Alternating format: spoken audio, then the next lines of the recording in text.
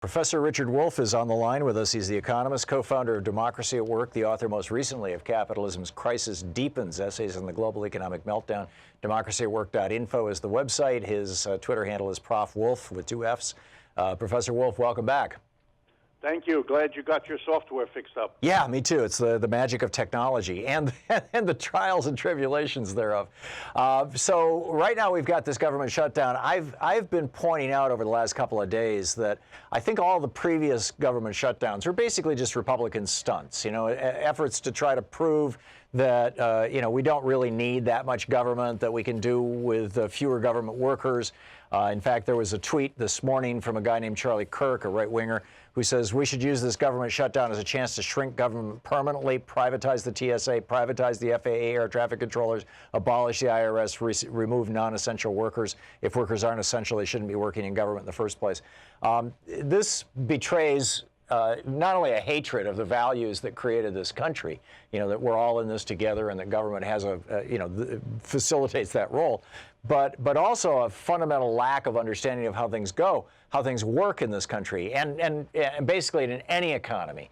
What are the economic consequences of if a short shutdown, we can just kind of get by because federal agencies can spend their last few dollars over the course of a couple of weeks. When we go 3, 4, 5, 6, 7 weeks, what happens? Well, an immense chain of dependency on the government, which has always been part of capitalism, not just in the United States, but wherever it has come. And by the way, that's not even peculiar to capitalism. Earlier systems relied on having a government perform all kinds of direct and indirect services. Americans are a very strange people in this notion that we can do without government. It's a make-believe. It's a kind of a utopian weirdness that infuses our culture. And what you're going to see, what you're already seeing, is all the complex ways in which the government sustains and supports the economy, keeps it running, keeps us from beating each other up, whether it is through the courts that make us adjudicate our differences in a civilized way, or whether it's in all the public services, in transportation, in communication, the public parks and the military, and you name it. All of that is crucial to our economy. It's the biggest employer in the country. It's the biggest single buyer of goods and services. You shut that down, and it's only a matter of time, and not much time, before that is felt in every corner of this economy. And the longer it goes on, the more the damage. And not the least of the damage is indirect, in the sense that no businessman or woman charged with investing money now can afford to do that with the uncertainty of how many weeks or months this will go on. And that alone, the hesitancy to commit, will have a chain reaction of consequences added to the direct consequences of government cutback, so that this is, as you put it at the beginning, this is a theatrical political stunt, but with very real and entirely negative consequences. So there was this article published over on the Daily Caller, this conservative website, a couple of days ago, in which the author basically said, don't bring back the government workers. We're doing just fine. We're figuring out now where the waste and fraud is, and we're discovering that we don't need all these people. There's kind of a variation on that tweet that I shared with you a minute ago. To what extent do you think it's possible that I'm calling it the Trump Shakedown now, and I see the Trump Shakedown hashtag is starting to trend on Twitter. To what extent do you think that this might actually backfire on these right-wingers? Because this is the first time that a shutdown has gone so long that it actually starts to bite. It starts to cut into the economy. Well, I think you're seeing it already. I think from everything I can read, the political backlash has already begun, that the White House is now wondering how to get out of this disaster, that Pelosi and Schumer are sitting there with grins on their faces as this is costing the Republicans more and more. But I think you'll see that person after person it will be touched in some way by this. A small businessman or woman whose business is going down because the federal employees that are part of his or her business can't afford to pay. You're going to see it play out in the months ahead as it slowly dawns on retailers across the country that people without a paycheck tend to use their credit card. But if they use their credit card, they build up their debts. If they have more debts, more of their income goes to pay off interest. Less of it can be used to buy goods and services. So as this lasts, you're just building the constituency to understand the fraud of the right-wing utopian notion that we can do without a government. You know, every company spends time trying to figure out who their employees are that they can do without.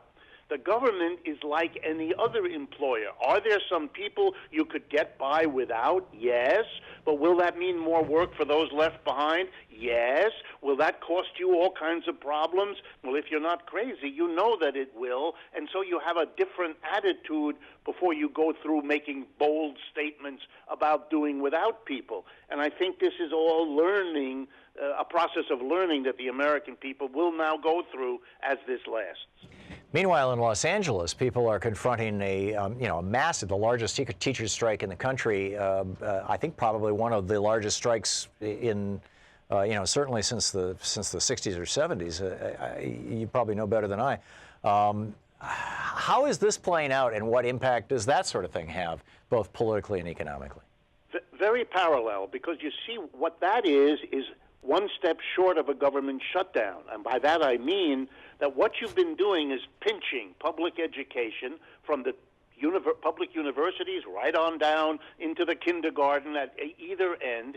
You've been pinching them for years, cutting back on their budgets, cutting back on the support for teachers, cutting back in terms of increasing class size so each teacher has more students. And redirecting money into for-profit charter schools. Absolutely, letting them siphon off the students that are not difficult to service so that the rest of the public school system has a disproportionate of people costing extra money just as you give them less money.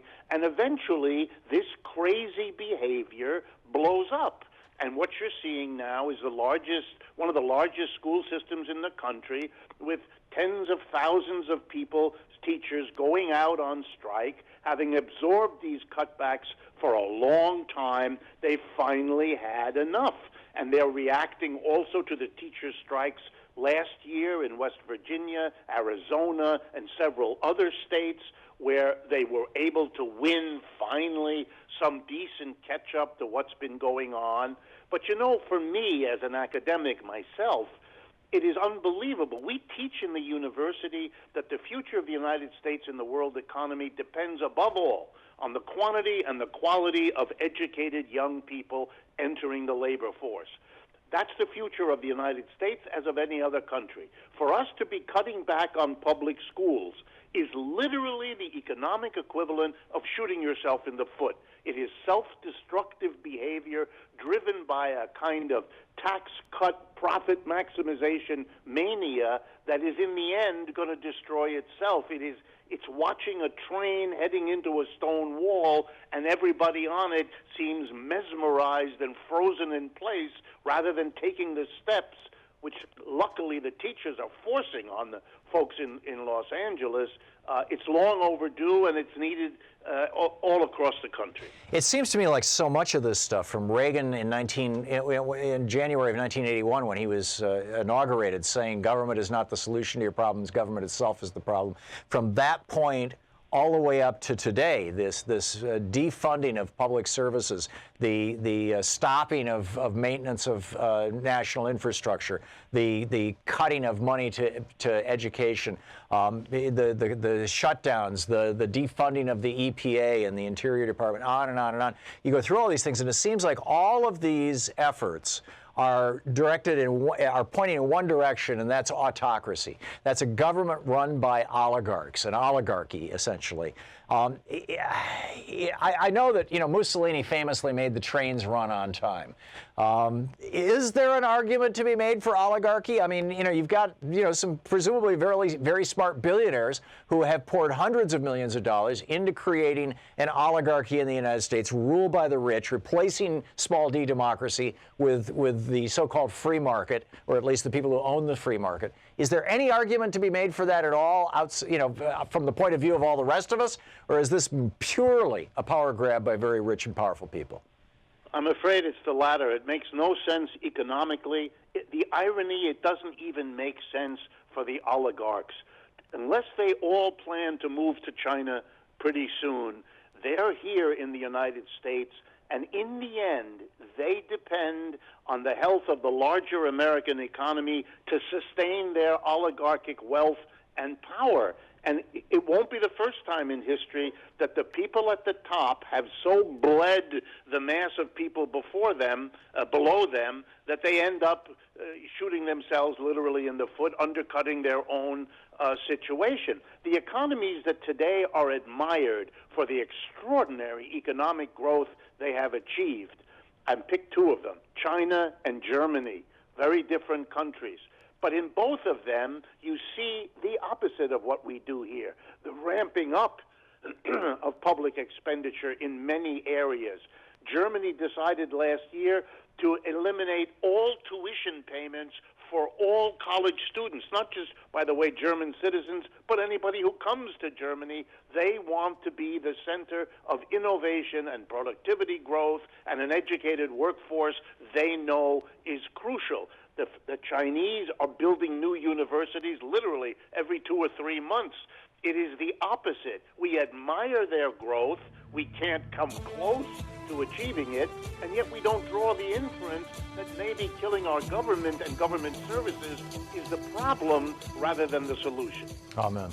Professor Richard Wolff, the economist, co-founder of Democracy at Work, democracyatwork.info. His most recent book, Capitalism's Crisis Deepens. You can tweet him at Prof. Wolff with 2 Fs. Professor Wolff, thank you so much for dropping by. Thank you, Tom, and look forward to talking with you again. Back at you.